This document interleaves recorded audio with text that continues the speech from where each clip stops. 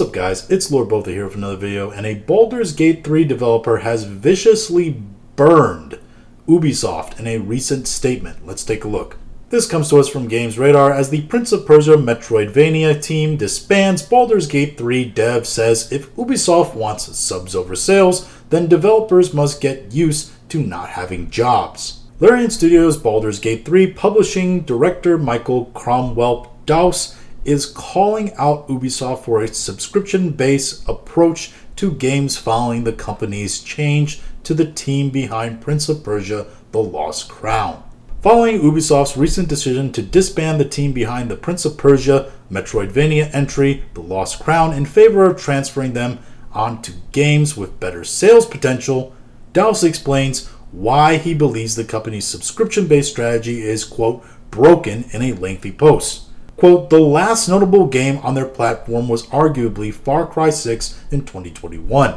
The Crew, Mirage, and Avatar came out in 2023 and didn't perform. So you can assume subscriptions were at a lull when POP was released, which means people wouldn't be launching their stores all too much. If it had released on Steam, not only would it have been a market success, but there would likely be a sequel because the team are so strong.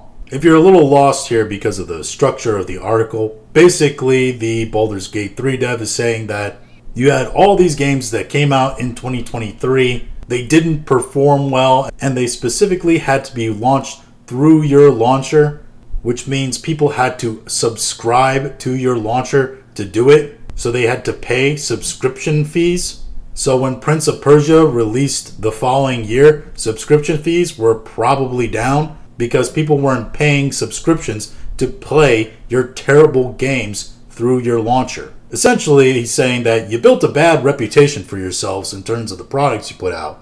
So when you put out a good product the following year and it didn't perform well, that's a reputation problem, isn't it? The director calls Ubisoft's approach such a broken strategy. He continues, the hardest thing is to make a 85 plus game. It is much easier to release one.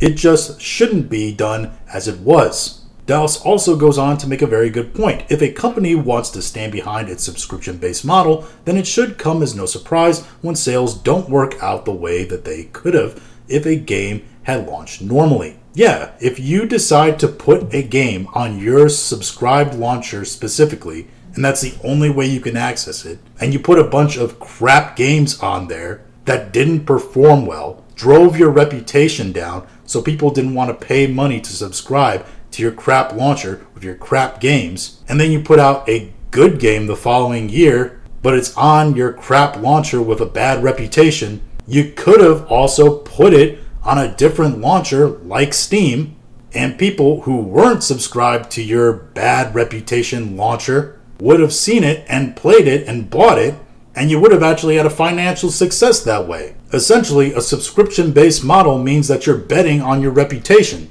And if your reputation is bad, then even if you make something good, people aren't going to come check it out. If there's a restaurant and all the food that they make is terrible, and then they make something that's actually good, even if you have a good word of mouth about it after a while, there's still going to be a large swath of the population that aren't going to go to that restaurant just because they don't trust you as a company. He goes on to state, if the statement gamers should get used to not owning their games is true because of a specific release strategy, subs above sales, then the statement developers must get used to not having jobs if they make a critically acclaimed game, platform strategy above title sales, is also true.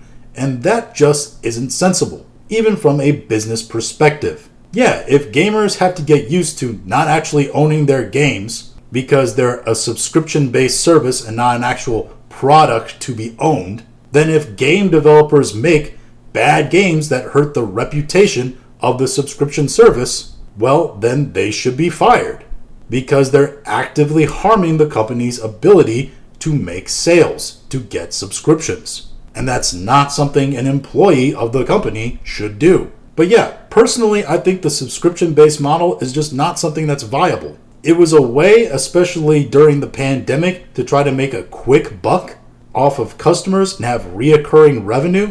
So essentially developers didn't really have to try as hard at developing games, right? We could just put libraries of old games on there. We could have occasional new releases, and a lot of people will just pick up the slop that they can pick up because they want to play something new. But the truth is that gamers are pretty dedicated to their product. We like good games. And when you don't put out good games because you just have a subscription model where you think you can just farm customers all day long, month after month after month, then you got another thing coming. Because there are these things called indie developers. And access to technology that makes indie development games actually really good is far more accessible today.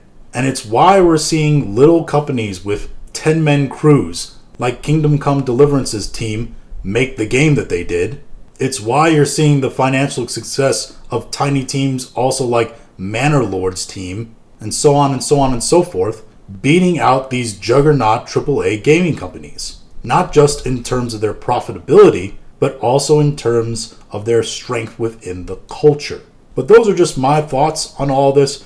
If you have your own thoughts, go ahead and leave them in the comments. If you like this video, go ahead and like, share, and subscribe. If you didn't like this video, appreciate you watching all of it. We'll talk to you again later.